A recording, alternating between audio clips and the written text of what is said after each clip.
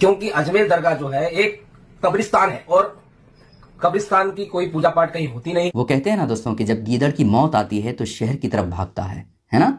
तो अब ये नफरती चिंटू, जिसका नाम विष्णु गुप्ता है, जिसने अजमेर शरीफ के बारे में ये केस दर्ज करवाया था कि यहाँ संकट मंदिर है, यहाँ पर जो है शिवलिंग है, यहाँ मंदिर है जिसको तोड़ फोड़ करके ख्वाजा गरीब नवाज के दरबार को बनाया गया, अजमेर शरीफ को बनाया गया था। अब इस नफरती चिंटू ने हकीकत खोल दिया है। अब इस नफरती चिंटू ने हकीकत बयान कर दिया है। वो कहते हैं ना कि हज़रत ख्वाजा गरीब नवाज का दरबार इतना आलिशान, इतना पावरफुल है कि अच्छे अच्छों की बिगड़ी हुई बन जाती है और अच्छे अच्छे जो बिल्कुल खबीस और शैतान किस्म के होते हैं उसकी अकल का भी ठिकाना लगाना हज़रत ख्वाजा गरीब नवाज को बहुत अच्छे तरीके से आता है।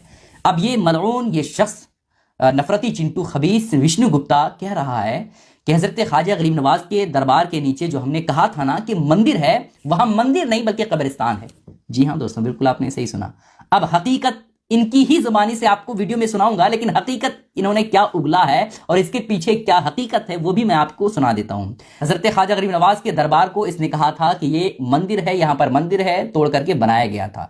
लेकिन अब ये कह रहा है कि यहाँ कब्रिस्तान था, लिहाजा यहाँ ख्वाजा गरीब नवाज के मज़ार होने से पहले जब कब्रिस्तान था तो ऐसी कैफियत में यहाँ पूजा वगैरह नहीं होता था। तो अब भी पूजा वगैरह नहीं होगा और ना ही मंदिर बनेगा, यहाँ मजार ही रहेगा। जी हाँ दोस्तों, विष्णु गुप्ता ने अब यहाँ एक्सेप्ट कर लिया है, कबूल कर लिया है। आखिर इसके पीछे वजह क्या है वो तो इनकी वीडियो से देख करके आपको अंदाजा लगाना है, लेकिन मैं तो इतना ही कहूंगा कि विष्णु गुप्ता ने बड़ा अच्छा काम किया है कि वक्त रहते इन्होंने अपने दावे को और खुद को जिल्लत और रुसवाई होने से बचा लिया। क्योंकि दोस्तों आपको याद होगा हमने कहा था हज़रत ख्वाजा गरीब नवाज के दरबार को अगर किसी ने हाथ भी लगाया ना तो उस दिन कयामत से कम नहीं होगा।